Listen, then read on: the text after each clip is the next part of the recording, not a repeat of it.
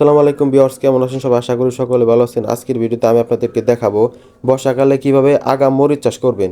চারা রোপণ থেকে শুরু করে সার প্রয়োগ, রোগবালাই দমন সহ মরিচ চাষে A to Z বিস্তারিত আলোচনা করা হবে আজকের এই ভিডিওতে। তো বর্ষাকালে মরিচ চাষের জন্য গুরুত্বপূর্ণ চারটি বিষয় হলো, তো বর্ষাকালে মরিচ চাষের জন্য জমি বা বেড তৈরি, সঠিক জাত নির্বাচন ও চারা রোপণের নিয়ম, বর্ষাকালে মরিচ গাছের বিষয় পরিচর্যা ও ছত্রাক ও রোগবালাই দমনের সহজ উপায়। তো এগুলো ফলো করলে মোটামুটি আপনারা মরিচ গাছে লাভবান হতে পারবেন। তো প্রথমে আছে যে বর্ষাকালে মরিচ চাষের জন্য জমি বা বেড তৈরি। সাধারণত আমরা জমিতে বেড যে তৈরি করি হচ্ছে 3 ফিট যে মালচিং আছে সেই মালচিংয়ের অনুযায়ী। তো জমিতে বেড করার পর তারপর আমাদের হচ্ছে মূল কাজ হচ্ছে সুন্দরভাবে চারা রোপণ।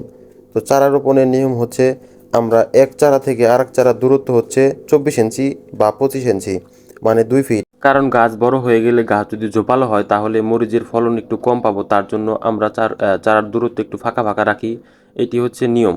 কারণ হচ্ছে ফলন ভালো হইলেই আমাদের এই বর্ষাকালের সিজনে প্রফিটটা বেশি হবে। তারপরে হচ্ছে আমার সঠিক জাত নির্বাচন এবং চারা রোপণের নিয়ম তো বললাম। সঠিক জাত নির্বাচন করতে হবে, কারণ হচ্ছে মরিচে যদি সঠিক জাত নির্বাচন করা না হয় তাহলে আমরা মরিচ ফলনে ভালো ফলন পাবো না, তাহলে আমাদের লস হয়ে যাবে। তার জন্য জাত নির্বাচন করতে হবে ভালোটা। তো জাত নির্বাচন করা বর্ষাকালে মরিচ গাছের যে বিষয় পরিচর্যা করতে হয়, বিশেষ করে সার এবং বিষ সাধারণত 1 সপ্তাহ পর পর, আমরা 7 দিন পর পর স্প্রে করে থাকি।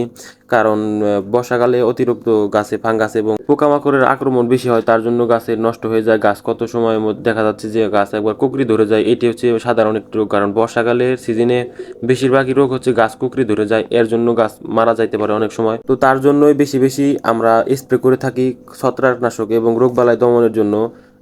বেশি বেশি আমরা এই কীটনাশক স্প্রে করে থাকি। তো কীটনাশক স্প্রে না করলে তো গাছে ছত্রাক এবং রোগ জীবাণু বেশি ধরবে, তো গাছ মারা যাওয়ার রিস্ক থাকে বেশি। তার জন্য আমরা বেশি বেশি স্প্রে করে থাকি, কারণ গাছ ভালো থাকলে আমাদের ফলন পাবো।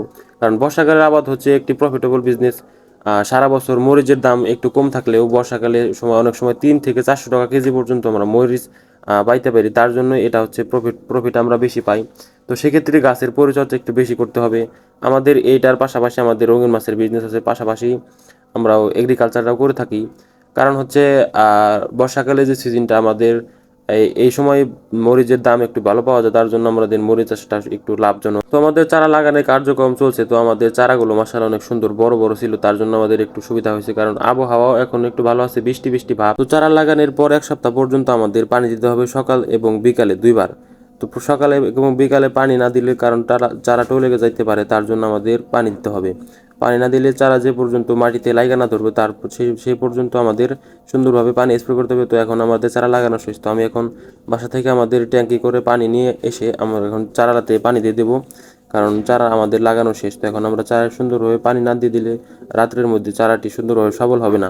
তার জন্য আমাদের চারা সুন্দরভাবে পানি দিয়ে দেবো। পানি দেওয়া শেষ হলে আমাদের কার্যক্রম আজকে আমাদের এখানে শেষ হবে। তো মরিচ চাষের জন্য আমরা যে বিষয়গুলো আমরা বললাম, বর্ষাকালে মরিচ চাষের জন্য জমির বেড তৈরি এবং সঠিক জাত নির্বাচন, বর্ষাকালে মরিচ গাছের বিষয় পরিচর্যা, ছত্রাক ও রোগবালাই দমনের যে বিষয়টা বললাম সেগুলো ঠিকমতো পালন করলে আপনাদের মরিচ চাষ ইনশাল্লাহ ভালো হবে আশা করি। কারণ মরিচ চাষে যে আমরা মালচিং দিতে পারি না, কারণ হচ্ছে এখন বর্ষাকালের আগের সিজন, তো বর্ষার প্রপার বর্ষা আসে না এ পর্যন্ত, এখন প্রচণ্ড রোদ, তার জন্য মালচিং দিই নেই। আমার মালচিং দিলে হচ্ছে চারা টিকাতে অনেক কষ্ট হয়, অনেক ক্ষেত্রে গাছ স্টক করে মারা যায়।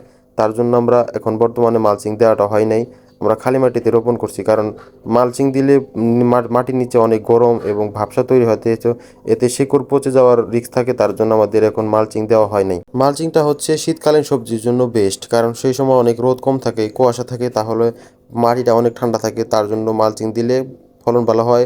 আর মালচিং দিলে অনেক ক্ষেত্রে গাছের যে আগাছাটা হয় না, তার জন্য সার প্রয়োগ করলেও গাছে অনেক খাইতে পারে।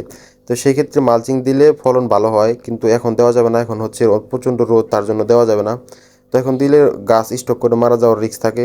তো প্রপার সুন্দরভাবে আমরা এমনি লাগিয়ে দিয়েছি, কারণ এমনি আগাছা হলে পরিষ্কার করে দেওয়া যাবে ইনশাল্লাহ। তো আজকে ভিডিও পর্যন্ত সকলে ভালো থাকবেন, সুস্থ থাকবেন। তো চ্যানেলে যারা নতুন আছেন তারা চ্যানেলটি সাবস্ক্রাইব করে পাশে থাকবেন। তো ভিডিওটি ভালো লাগলে একটি লাইক, একটি কমেন্ট, একটি শেয়ার করবেন। তো একটি লাইক, একটি কমেন্ট করলে আমাদের ভিডিও বানাতে অনেক উৎসাহ পাই। তো আজকের ভিডিও পর্যন্ত ভালো থাকবেন, সুস্থ থাকবেন। তো আসসালামু আলাইকুম ওয়া রাহমাতুল্লাহি ওয়া বারাকাতুহু।